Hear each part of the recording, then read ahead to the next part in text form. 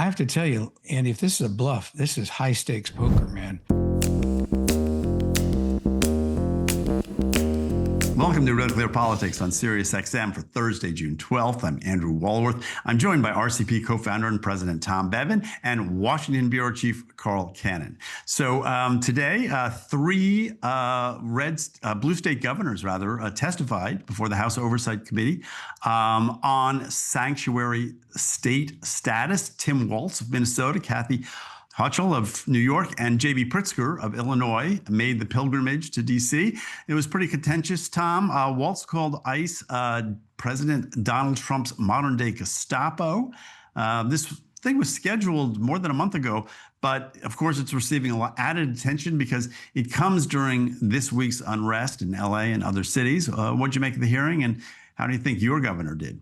Well, my governor got into it a little bit with one of the Republican reps who sort of, I think, took him off guard by talking to him about, having men go into women's restrooms, asked him about, all sorts of unrelated topics. And JB, I think, was a little bit befuddled by that and then started saying, well, he actually said, you want to take away, let's talk about your votes, and you want to take away Medicaid, and you actually want people to die, I think is what he said, which kind of shocked me a little bit, but nothing JB says these days really shocks me. So look, this was an opportunity for, this is in some ways sort of the worst of the possible congressional hearings, right? Because the Republican members all wanted to grandstand and get their points in, and the Democratic senators the Democratic governors wanted to show that they were really tough and fight and all of these things. And so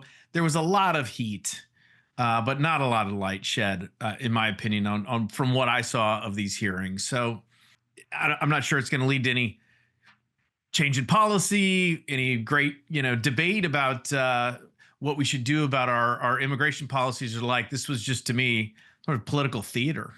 Yeah, I agree. Carl, I sort of was dipping in and out of the hearings today.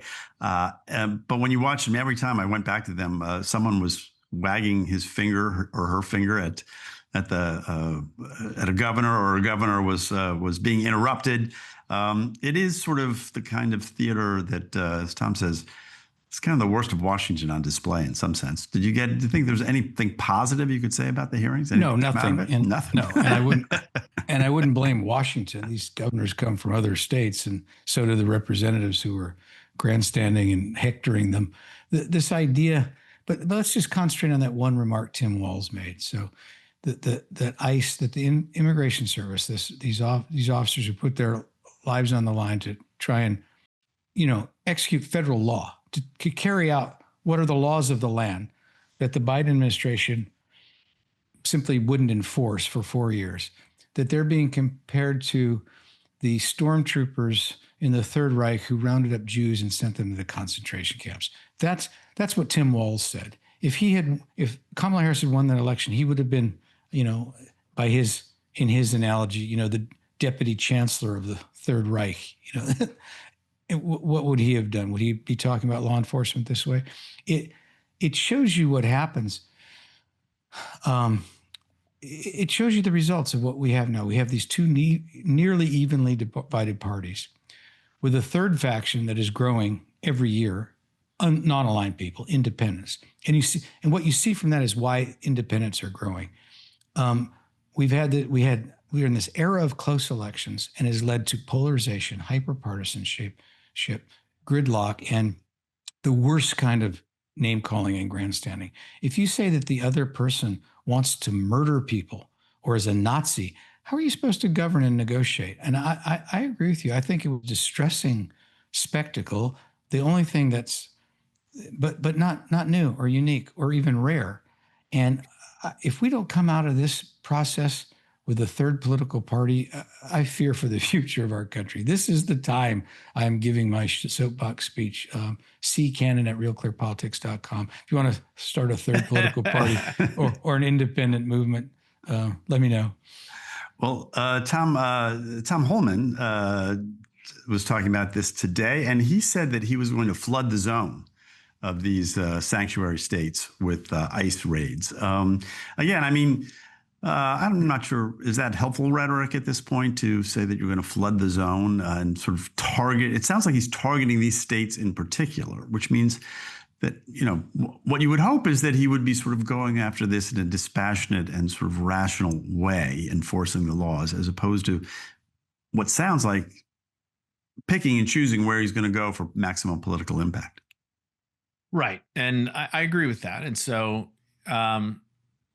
look, you've got, on one hand, I think the Trump administration is leaning into this because they feel they're on the right side of the public policy debate, right? People are in favor of this, the mass deportation program. It's part of what Trump ran on.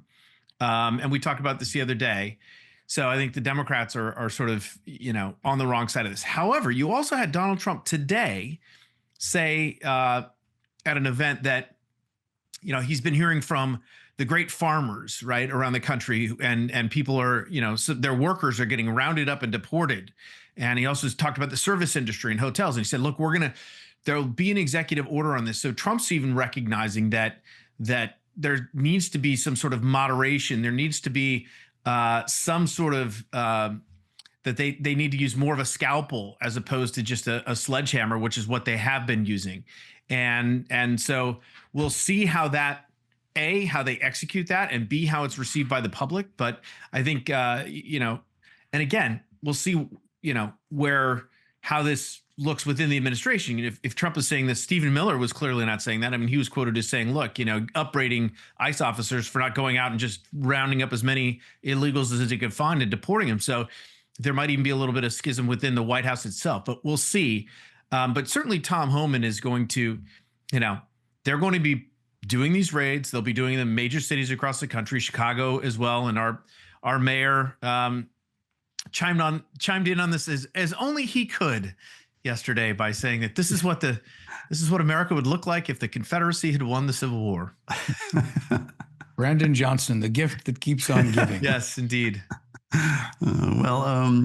I want to talk about what's going on in the Middle East. Kind of frightening stuff. We are apparently the United States is withdrawing military families and some State Department personnel.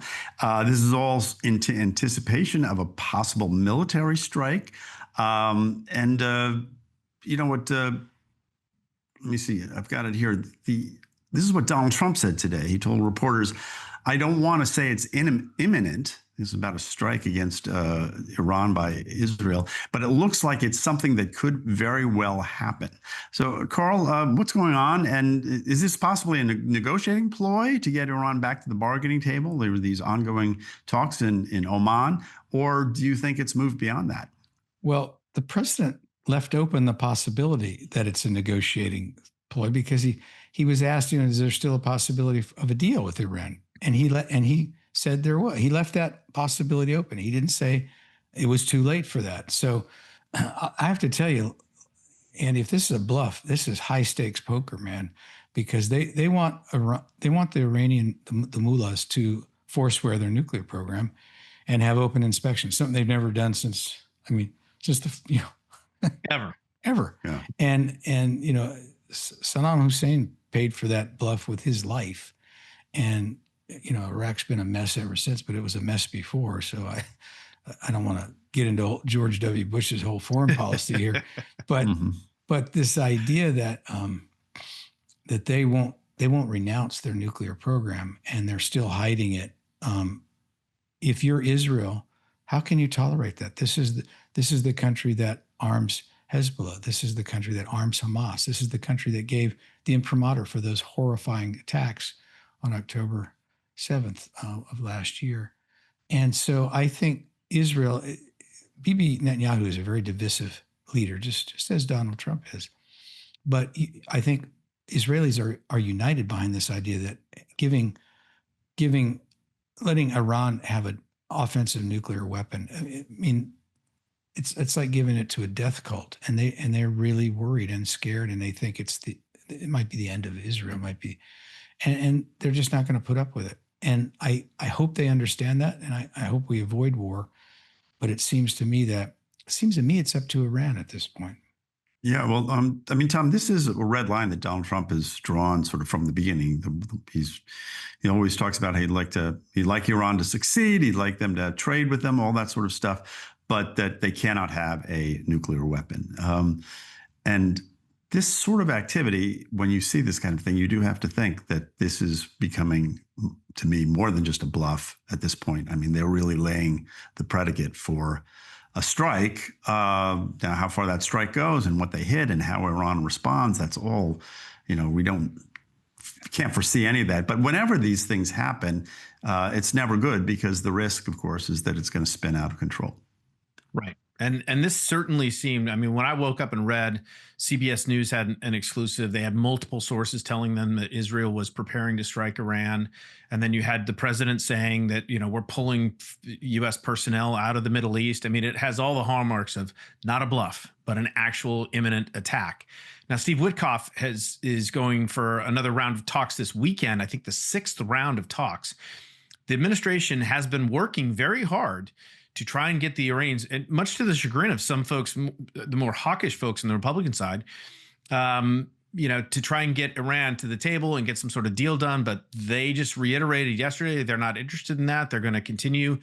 And Witkoff also briefed some senators and told them that Iran's response might overwhelm the defenses of the Israeli defense forces, and they have 2,000, I think, ballistic missiles, and Iran does that could do serious damage, and we could have mass casualties in the Middle East. So he was really sounding the alarm, and I think everyone is right to feel as if we are right up to that line, and if we're not able to diffuse the situation through talks in the next 24, 48 hours, that we might have an actual hot war going on in the Middle East here in very short order. Yeah. All right. Well, guys, on that note, we're going to have to leave it. You're listening to Real Clear Politics on Sirius XM. I'm Andrew Walworth. I'm here with Tom and Carl. Don't go away. We'll be back right after these words. Welcome back to Real Clear Politics on Sirius XM. I'm Andrew Walworth. I'm here with Tom and Carl. And Tom, RFK Jr. has named 8 people, their replacements for the 17 members of this advisor committee for immunization practices at the CDC. Interesting group. One of the new members is a signer of that great Barrington resolution. Tom, this change of what is supposed to be the subjective group that advises on vaccine policy is very controversial. RFK did it because he said it was going to restore faith in the medical establishment. Other people are saying that what he's done is destroying faith in the medical establishment. What do you make of the move, and who's right? Well, who's right? I mean, this is one of those stories. It depends, how you feel about it. Where you stand on it depends on where you sit. I mean, I'm sure the Maha folks were happy that he got rid of all of the folks on the vaccine panel, the 17 folks that you mentioned, because they had, participated in all of the COVID nonsense. And I think they had lost the public trust. And so critics of RFK are saying, oh, he's replaced them with a bunch of wackos, anti-vaxxers and the like. And so they're now looking at this panel and thinking, oh, I have less trust in it now than I did before with the folks who were on there from before. So this is really sort of a Rorschach test for your politics, I guess. And I mean, it's impossible to say who's right. But look, as far as I'm concerned, I think everybody who had anything to do with what went on during COVID, the lies that were told, the misinformation, the censorship, all of that stuff with regard to the public health institutions of this country should be scrutinized and held accountable for their actions. And if they and so I'm not sad to see any of these folks go off this panel. But I don't really have an opinion about the folks that RFK has put on there just yet. We'll see what they do. And what do the polls tell us? I mean, there is some interesting numbers we were talking about earlier about how much trust people do have in the CDC and where they go for information on vaccines. Yeah, there was a there was a poll, a question that was asked in the Quinnipiac poll that just came out earlier this week, and it had this really interesting response, which was that, and I'll pull it up right here. So they were asking, when you think about vaccine, where you get vaccine guidance, who do you trust the most? And your doctor, the CDC, the Secretary of Health and Human Services, RFK, or yourself. And what was really interesting is across all groups, Republicans, Democrats, Independents, you split men, women, doesn't matter, about 40 to 45% of folks said they trust their doctor. That's the good news. After that, it breaks down. 38% of Democrats trust the CDC for guidance on vaccines. Only 3% of Republicans trust the CDC. 11% of Republicans said they trust RFK Jr. Not a huge number, but still, that's way more than the 0% of Democrats who said they trust RFK Jr. for guidance on vaccines. And then the last one that was really interesting is yourself. Republicans, 43% of Republicans said they trust themselves for guidance on vaccines, more than any other group. They only trusted their doctors. 40% was the only group that was surveyed that trusted themselves more than any of these other institutions that were out there. And so there's a wide variance on where people are getting their vaccine guidance and advice. And again, it depends on, what letter you have next to your name. Wow. I can't even imagine. Other than your doctor, which is basically everybody sort of trusts their doctor, which is, I guess, a good thing, nonpartisan thing. I would love to have a follow-up question when you say, I trust myself on vaccines based on what expertise? I mean, the latest thing you read on the internet or what? I mean, that's ChatGPT. I mean, you can WebMD, you can self-diagnose everything these days. Probably get some good guidance from Grok. Well, let's not be so hard on the people who trust themselves. What they're saying is that they've been hit with this information and misinformation and claims of misinformation and from all sides, and they realize they need to sort it. They need to sort out these conflicting information for themselves. I might have answered the question that way myself. Well, I agree, and I will say, this is one of the things that we were as we were trying to sort out.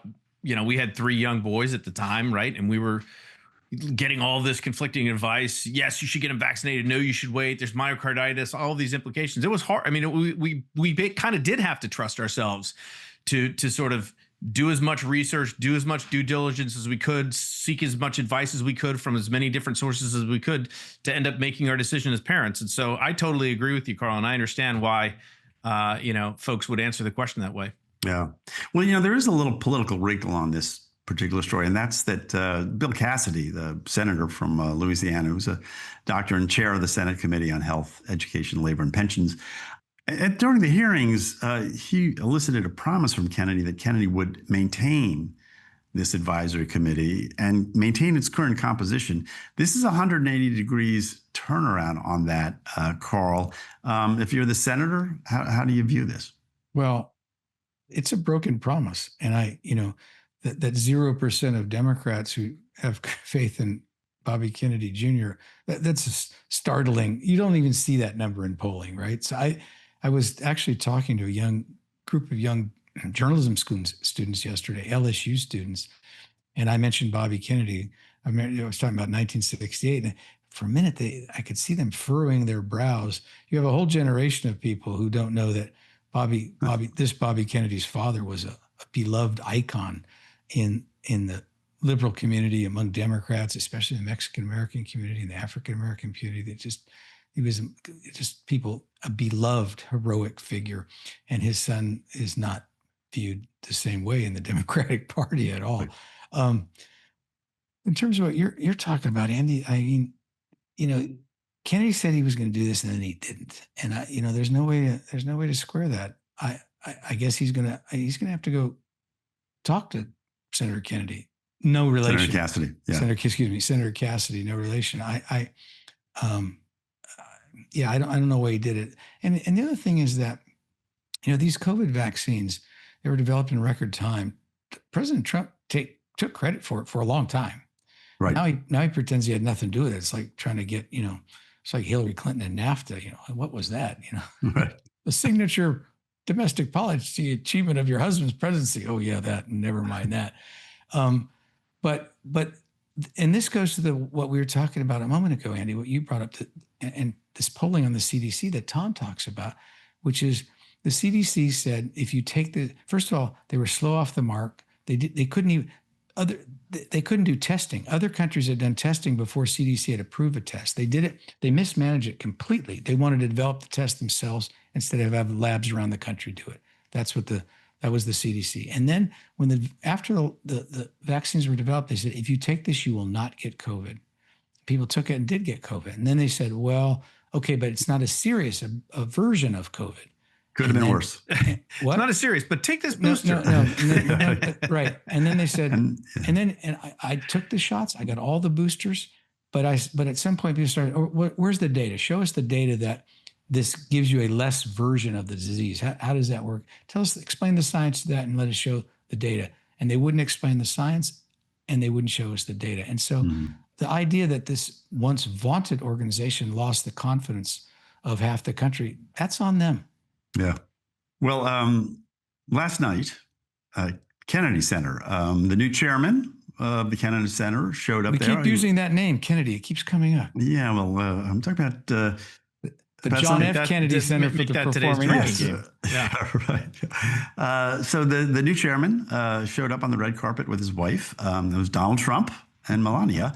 They were there for the opening night of Les Mis. Apparently, for the first couple sort of received this mixed reception, but the show went on apparently without a hitch. It's an interesting, phenomenon, this Les Mis phenomenon within the sort of, it's become a musical that Trump and the MAGA movement has sort of latched onto. Tom, Carl, what do you make of that? Yeah, well, it's a bit of a mystery. I mean, other than the music's beautiful and the story is still stirring, but this was it was based, of course, on a novel by Victor Hugo that I read in high school, and so did you. Apparently, Tom skipped out that entire semester and was, I don't know, football practice or something. The novel opens with a preface. It's written in 1862 in France, and the writer says, not very modestly, but and this is a direct quote: "So long as ignorance and poverty exist on earth, books of the nature of Les Miserables cannot fail to be of use." And it's a morality tale about how things are more important than money, and even more important than a narrow view of justice, and how hunger and fairness and charity, mercy, that these are more important values. And the heavy is an inspector named Javert, and the hero is a man described, in the opening lines of the book as a just man, a bishop who helps. So it's Jean Valjean, and then Jean Valjean, who goes to prison of right and wrong, right? He goes to prison for stealing bread to feed his daughter. Right. And most Democrats would see Trump as Inspector Javert, and Gavin Newsom or whoever as Jean Valjean, but that didn't stop Donald Trump. Yeah. Well, there's this one song, Can You Hear the People Sing? I think it's called, that people actually, it is a very stirring piece of music. Tom, you're not familiar with the book or the musical, I guess. You guys are just shaming me. It's that Princeton education. I know. But Andy, I am now committed to read the book. Good. I don't know that I will go to the show, but I will. Oh, you got to see it. It's a great show. I actually saw it. There's a movie recently of it, and the guy. Oh, don't go see the movie. Go see the show. I actually saw it at the Kennedy Center the first time when we moved down here from Broadway. It's brilliant staging. I highly recommend it. But I will tell you this, and we got to wrap this up. But there were plans to turn The Apprentice into a musical for Broadway back in 2015. That is the musical that I want to see. I think that's actually a fantastic idea for a musical. And apparently Mark Burnett, who was the producer, and Donald Trump talked about it at the time. Something should reboot that right away. Andy, can I make one more point? Do we have time? Sure, but based on what you said, that stirring song, Can You Hear the People Sing? That's the socialist revolution. And those people in both the movie and the musical, they're not heroes either. It's performance art. That's the left owning itself. And so this book actually is this book. And as I think about the musical, it's for moderates and independents like me. There you have it. Perfect, Carl. You're listening to Real Clear Politics on Sirius XM. We're cultural critics on top of everything else. I've been talking to Tom Bevan, Carl Cannon. We'll be back right after these words. Welcome back to Real Clear Politics on Sirius XM. I'm Tom Bevan, co-founder and president of RCP. Joined now by Greg Swenson. He's the chairman of Republicans Overseas UK. Greg, great to have you on the show. Great to see you, Tom. Thanks for having me. All right, so you're an American, but you're based in London, and I wanted to talk to you. There was this news story that came out today about the fact that the UK economy shrunk, and more so than expected, I guess 0.3 points, and they blamed it on the tariffs. And obviously, Keir Starmer was, I think, the first guest that was in the Oval Office with President Trump after Liberation Day and made the first trade deal with Trump. So was this news shocking to folks overseas? Was it expected? And how's it playing politically? Yeah, I don't think it was unexpected, right? But there's no doubt the economy has been anemic here in the UK for some time. And I don't just blame the Labour Party. I think it was set up rather poorly by the Conservative Party, the Tories. So it didn't come as a shock. Perhaps, maybe the number was, lower than expected.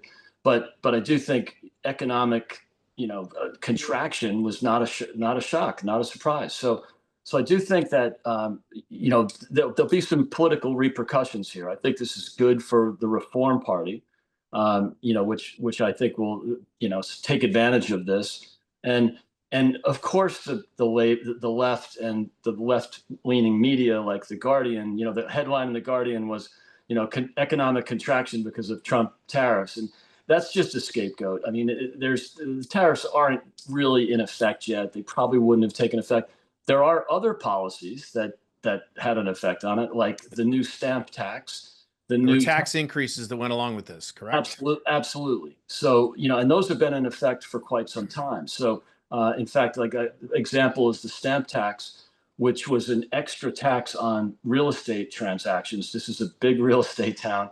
And it started on April 1st, or I'm sorry, on May 1st. So there was an acceleration of home selling in March and April ahead of the stamp tax. And of course, a great reduction in activity in May. So, there's plenty of things that had an effect here. I don't think tariffs is at the top, should be at the top of the list. How is the UK's economy vis-a-vis Europe? I mean, we always hear talk about Europe. I mean, is Britain doing better than Europe, or is the entire continent sort of in I don't know if malaise is the right word, but you said anemic. Is that kind of standard right now? It is. I think that there's different stories for different countries.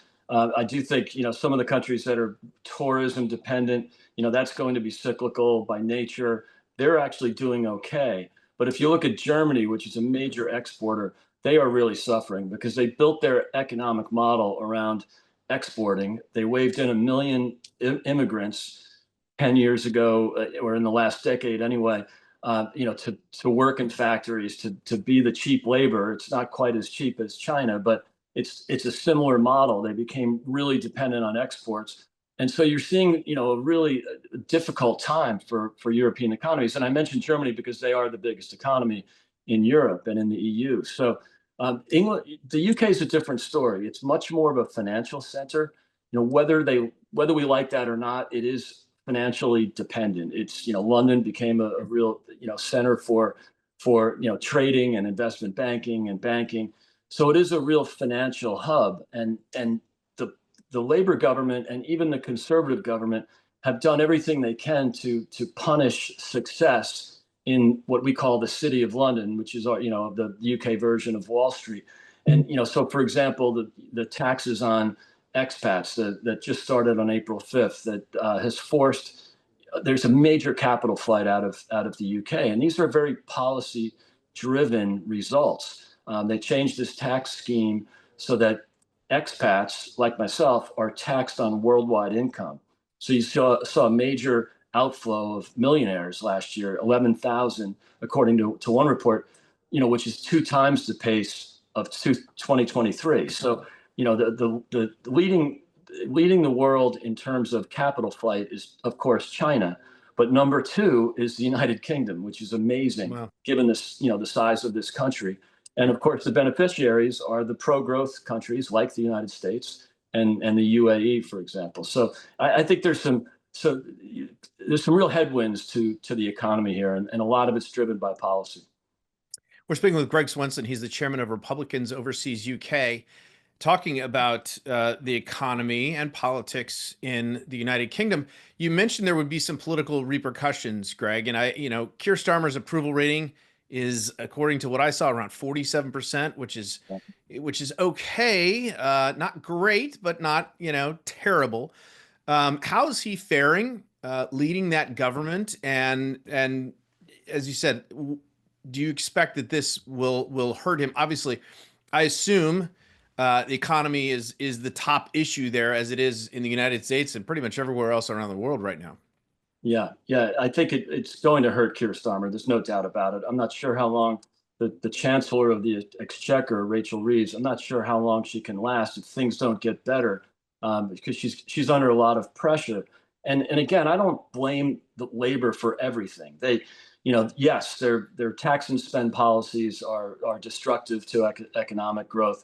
They refuse to consider any economic reforms like deregulation or lower taxes. They are constrained by the budget. They can't print money like we can in the United States. So they do have to come within certain spending limits, and that's really making her job difficult. But the Tories, for years, starting with David Cameron 14, 15 years ago, we're sort of governed from the center left. This is not the party of Margaret Thatcher by any means. So, we had in the last 4 years, price caps, spending or tax increases in general, but we had price caps. We had windfall taxes where they were taxing companies that made too much money. All kinds of things that I think Joe Biden can only have dreamed of, things that, net zero, the net zero 2035, all these absurd policies that you would expect from a party of the left, but we were getting it from the party of the right. So that set up, the Labor Party. It put them in a difficult spot. Not that Labor would have embraced, supply side economics by any means, but they inherited a rather anemic economy. Just a minute left, Greg, and I want to ask you, because we J.D. Vance, when he was over in Europe, sort of confronted Europe about free speech, and there's been a couple of cases in the UK in particular, that free speech related cases. And just give our listeners a sense, as someone who spends half their time here in America and half their time in the UK, how different is it? I mean, how much more restrictive is free speech in the UK, or is that sort of a myth that we get, just from being the view from the outside? No, it's an issue here. And Tom, the 3 biggest issues that people talk about, whether it's reflected in the polls or not, I'm not 100% sure, but it's cost of living or the economy, it's mass migration, and it's free speech. And the free speech issue wasn't really a thing a few years ago. You didn't hear about it much until these cases started coming up where they're so obsessed with not being racist and they're sensitive to offending racial groups that people can't speak their mind. They can't say anything, especially online where it's easy to find. And so, yeah, it's a big issue here. It's not a myth. And it's something that we saw in the U.S. during the Biden years. So it's not something that we in the U.S. are immune to. Whether it was the Hunter Biden laptop or censorship of the Great Barrington Declaration. So I think, we learned our lessons in the U.S. and they haven't quite learned them yet here in the U.K. All right. We will leave it there. Greg Swenson, chairman of Republicans Overseas UK. Greg, thanks for your time. Good to have you on the show. Thanks, Tom. Great to be here. All right. We're going to take a quick break and we'll be right back with more Real Clear Politics on SiriusXM after this. Welcome back to the show. I'm Carl Cannon, Washington Bureau Chief of Real Clear Politics. Talking now with Eric Spitz, who's been on the show before. Eric, former owner of the Orange County Register and a political commentator and columnist, basically a Renaissance man. He's written about the what we're all interested now is the interplay between Donald Trump and Governor Gavin Newsom. And the president would seem to have the upper hand, but maybe not. Eric's going to explain to you why he thinks Gavin Newsom's explain the contrast between the style of governance between these two alpha males. Eric, before I do that, Gavin Newsom gave a speech this week in California. You heard it. We've treated it as a de facto presidential announcement speech, but in case there's any doubt, he told Molly Ball of the Wall Street Journal essentially he's running. So now you have, the governor of the largest state in the country pitted against this president who's, defied all odds and came back and won another term, the first president to win non-contiguous term since Grover Cleveland. And this is taking place on the backgrounds of the backdrop of these demonstrations in Los Angeles. So, first of all, who's prevailing so far? I think we're just in the top of the first inning. Okay. So I would say that to date, the biggest the beneficiary of this to the biggest degree has been Governor Newsom. He has vaulted himself into that front runner position, and he has handled himself quite well if what you're looking for is someone to stand up to the other guy. And there's really no doubt that he took his gloves off. He said, "Come and get me." And he did what you would do if you were announcing your presence with authority, as Nuke LaLoosh says. Nuke LaLoosh. There's a culture reference. If you do, sports fans, if you don't know it, look it up. That's what Google's for. Eric, so Gavin had taken a different tack. Call him Gavin. Governor Newsom had taken a different tack than other Democratic governors during COVID, and even since that, for 5 years, he's basically told his party and told the people of California and in forays to Florida when he went down to troll Ron DeSantis that he would be willing to work with with President Trump. That he would, there was a segment in the Democratic Party that just didn't even want to allow Trump to be president, didn't see him as a president, and Newsom always acted like they thought that was kind of silly and self-indulgent, but that he would oppose him when they couldn't agree. In the California fires, the Pacific Palisades fires, to me, maybe altered that equation, not because of anything Governor Newsom did, but because of what the president sort of blamed Newsom for the fires and treated it as a partisan event. And my impression is that Newsom changed his feelings about how you deal with Trump in that period. What do you think? I think it's been a learning experience for everybody. I think even people who dealt with Trump in the first administration were surprised and are surprised every day at how different the second version of the presidency is versus the first. So I don't know that I think that Governor Newsom's handling was anything but natural. This guy. No, I don't mean that. I meant his response to Trump, because Trump seemed he didn't talk about the fires the way traditionally presidents would. He kind of attacked the leadership of the city of Los Angeles. And look, Karen Bass made herself a target. There's no question about that. But to sort of blame Newsom on the fires, that seemed to me. I'm just guessing. I haven't asked him, but that Newsom thought, well, it's going to be hard to deal with this guy if that's how he's going to act in a situation like this. Yeah, I would suggest to you that Gavin Newsom's belief that Donald Trump is going to act in challenging ways goes back a long, long way and is fairly deeply held. Meaning, I've had conversations with him where he throws up his hands and says, "I don't know how to deal with that guy." So I think much of what you're seeing is somewhat theater, in the sense that he needs to try and figure out what the people want him to look like, because what he actually looks like really matters less. I'm Carl Cannon, Washington Bureau Chief, RealClearPolitics. You're listening to us on Sirius XM Radio, or maybe watching on our podcast, talking now with Eric Spitz, who lives in Orange County, California. And we didn't talk to you about Jake Tapper's book, and maybe we should have, but I used to introduce my friend Lanny Davis as the only person who was close personal friends with Hillary Clinton and George W. Bush.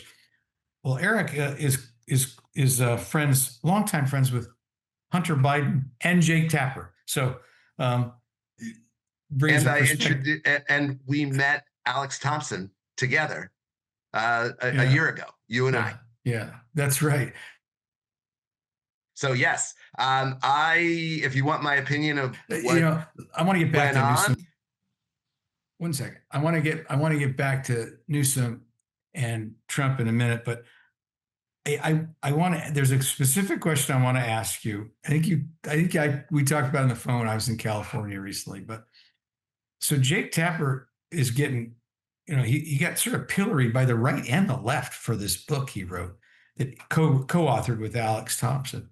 But what do you think? Do you think, and the conservatives would point to, you shut down people who wanted to talk about Biden's mental state when you were an anchor, and now you see the light when it's too late. But what's your impression of how Jake Tapper approached this book, and what's your summary of his legacy as a journalist on this topic? I think he requited himself quite journalistically, in the sense that he admitted that he was duped. I think that he would be right up there with you to say that when he was going through it in real time, he was actually shocked standing there that night when he was with Dana Bash asking questions to this man that he was convinced wasn't the same guy that everyone had told him, nor that he had met. And so when you hear him discussing the book, which is, I think, the best way to understand how he's thinking, he talks about being deceived. And he talks about when he knew and when that must have meant other people knew.